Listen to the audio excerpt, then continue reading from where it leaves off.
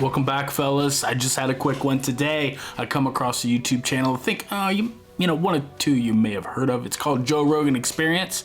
Well, you know, as you know, Joe Rogan's, he's a car guy, just like the rest of us, and he had Chris Harris on. And I kind of just wanted to put this bug in somebody's ear because the thing is, I come across this, and even it's been in your face, and it's kind of been obvious throughout the years, but the way Chris Harris framed it was quite interesting. You know, the big tyrants trying to push EVs, and then we have a lot of people, you know, how many YouTube videos have you seen where it's, I wish it was this, I wish it was that, and I wish we'd have got this, and why didn't Camaro get that, or Corvette got this, and blah. I've done it myself. I think that this is a very, very smart approach. So I'm gonna play a clip, and this is the part that caught my attention to begin with. I mean, so where do we stand on the resto mod scene? Do we think it's gone too far, or do we believe it's the way forward? After hearing that, I didn't think much of it, but I was just thinking two car guys carrying on with the conversation, you know, what's the big deal? Well, it went on kind of like this because it spoke to me. Just buy a used car.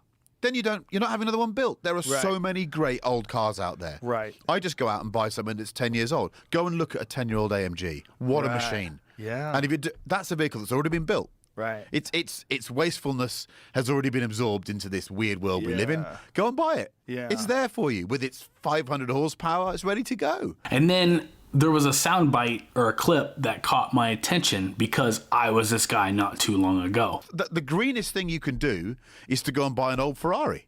Right. You'll do no miles in it because you'll never use it because it might work now and again. It's the greenest thing you can do in your life is buy a used Ferrari or a Lamborghini. Right.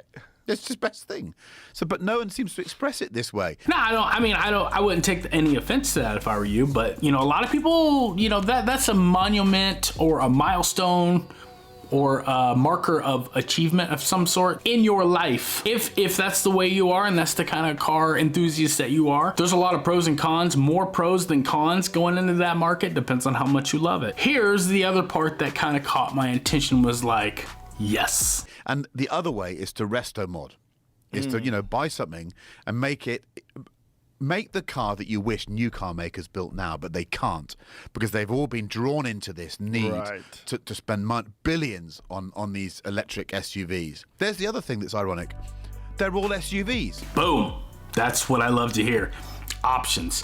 And I'm just gonna say this, the EV transition's not slowing down. They are pushing this and it looks like they're not gonna let up. So if this is a route that kind of speaks to you or sounds interesting, because how many times have you heard Camaro 6 owners in my comment section or on this channel saying they wish, you know, we had color options or interior options or whatever? Well, guess what? Because now, if you want, you can paint the car whatever color you want. If you want red seat belts, if you want green seat belts, if you want white seat belts, get them. I think that this is a very perfect opportunity for people to display, because obviously these companies nowadays are not listening to people. You need to show them.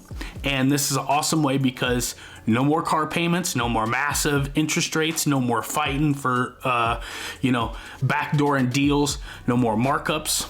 You just buy an old project and you get to have relationships with shops or people around you that you can't, well, I'm not gonna say you can't, like you're handicapped or something. You know, just a certain area in the car, like building engines, building transmissions or something that you're not good at. You get to build relationships with the best shops around you in your area.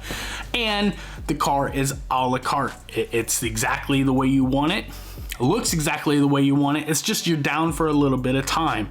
No more car payments because you can just pay as you go. Once the thing done, keep it forever. So guys, tell me what you think. I think that this is probably the future, and I think this is a serious aspect that you need to be, you know, really considering. So if this is a route that you're going to be considering, I would say you need to brush up on your automotive skills. You need to learn how to work with these, build relationships with the people around you, find out who the best shops are for what, And I think that this is gonna be the best way to help the local economy around you, if that makes any sense. I know at one point in time I went on and on and on. Maybe I thought kit cars were gonna have to be a thing in the future, you know, thinking that was gonna be the only way to get a brand new car or whatever, but this is kind of actually the better way to go about it. The aftermarket support system is already established. There's already a lot of, you know, brand specific communities, because we all have that, you know, type of car, manufacturer. We all have our preferred, you know, our flavors. I think that this is going to be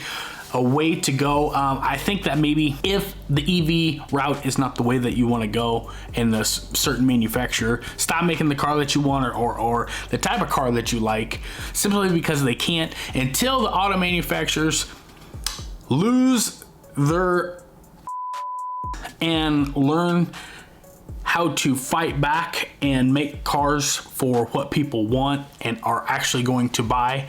I think that this is the perfect way to spend and funnel your money. And I also think that this is gonna create a lot more unique rides. Also, I think that there's gonna be a lot of manufacturers that are gonna be making a living or probably being sustained through crate engines. As far as I'm aware, there's no guidelines as far as manufacturers selling crate engines. They might bring some old castings back. Maybe billet blocks will be a thing in the future. Who knows? The way that Chris framed it or said it, I think that it inspired something inside me that it was like an aha moment, like build it the way you want. Actually take the time, map it out, build it the way that you think they should have done to begin with. So tell me what you guys think. Let me know.